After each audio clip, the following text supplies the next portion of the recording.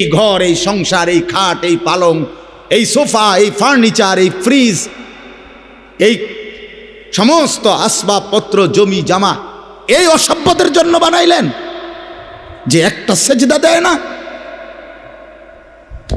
আস্তাগফিরুল্লাহ। 20 বছর ধরে রাস্তার পাশের পুকুরে যেই বেপর্দা বেহায়া নারী খোলামেলা গোসল করে, হাজারো পুরুষ যাকে দেখে আসতে যাইতে, এই অসভ্য নারীর জন্য আপনার সংসার।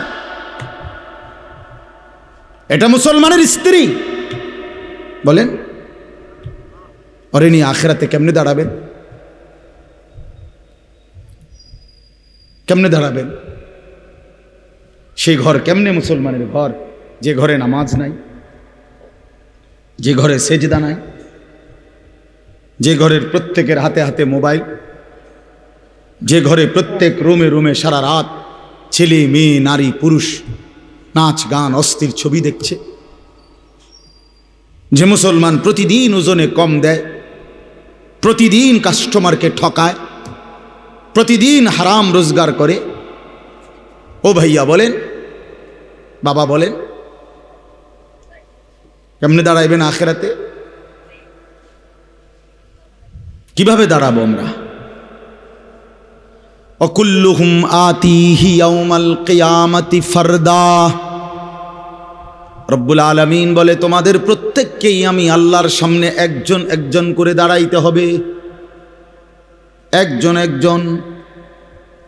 ওয়ালা ইউসআলু হামিমুন হামিমা ইউবাসসারুনহুম। রব্বুল আলামিন বলেন, প্রত্যেক পরিচিত অপর পরিচিতকে হাসরের ময়দানে সচক্ষে দেখবে, কিন্তু কেউ কাউকে কিছুই জিজ্ঞেস করবে না।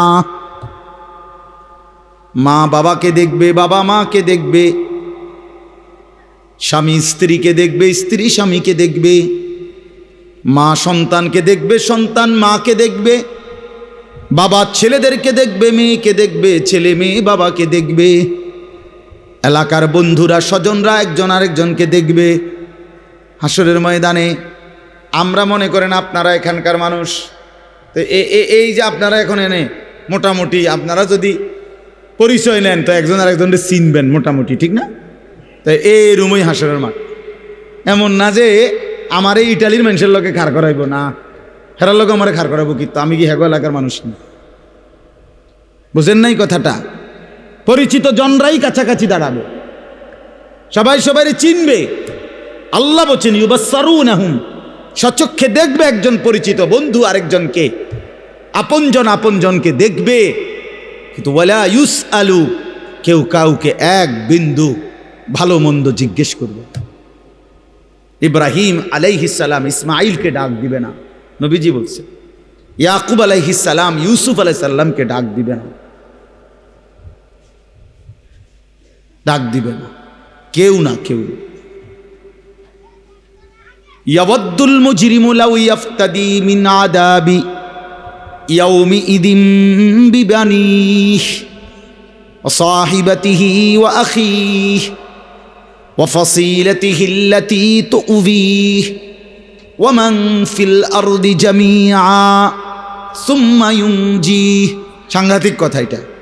আল্লাহ বলে, হাসরের ময়দানের ভয়ানক দৃশ্য দেখে নাফরমান পাপী বলবে আল্লাহকে, আল্লাহ আজকে এই হাসরের ময়দানে আমার সন্তান যারা তাদেরকে জাহান্নামে দিয়ে দেন, আমার স্ত্রীকে জাহান্নামে দিয়ে দেন, আমার ভাই বোনদেরকে জাহান্নামে দিয়ে দেন, আমার পাড়া পড়শিকে জাহান্নামে দিয়ে দেন, আমার এই পৃথিবীর সমস্ত মানুষকে জাহান্নামে দিয়ে দেন, তারপরেও বিনিময়ে আমারে বাঁচায় দেন।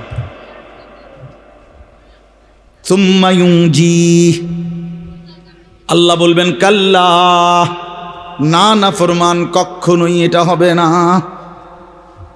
তোমার বিনিময়ে গোটা দুনিয়া দিলেও লাভ নাই, শাস্তি তোমাকেই ভোগ করতে হবে। ইন্নাহা লাযা, আল্লাহ বলেন এটা জাহান্নামের লেলিহান আগুন। নাজ্জাতাল লিশ-শাওয়া, জাহান্নামে যখন ফেলবে না ফরমান, প্রথম সেকেন্ডেই শরীর থেকে চামড়াটা খসায়া ফেলবে, খুলে ফেলবে, গলে গলে পড়ে যাবে। নাযাআতাল লিশ-শাওয়া তাদউ মান আদবারা ওয়া তাওয়াল্লা। আল্লাহ বলে জাহান্নাম থেকে যে পলায়ন করতে চাইবে, আড়াল হইতে চাইবে, জাহান্নাম নিজে টাইনা তার ধরে নিয়ে আসবে। এদিকে আয় নাফরমান, এদিকে আয়, ওদিকে কই যাস গাদ্দার। তখন সেজদা দিতে বলছে, দিলি না কেন? মা সালাকাকুম ফি সাকার ক্বালু লাম নাকু মিনাল মুসাল্লিন। কোরআনুল কারীমের মধ্যে আছে ফেরেশতারা জিজ্ঞেস করবে, নাফরমান তুই জাহান্নামী কেন হলি? নাফরমান চিৎকার করে বলবে, ভাই আমি নামাজ পড়ি নাই। খোদার কসম, কোরআনের আয়াত প্রথম জবাব দিবে এটা, ক্বালু লাম নাকু মিনাল মুসাল্লিন, আমি নামাজ পড়ি নাই। কি ভাবছেন? হ্যাঁ ছেলেরা, বাবারা, আপনারা কি ভাবছেন? কার লাগে কি কামাই করেন? কি আশ্চর্য মুসলমান! আপন ছেলে 16 বছর, 18 বছর, 20 বছর এক ওয়াক্ত নামাজ পড়ে না, সারাদিন মোবাইল টিপে।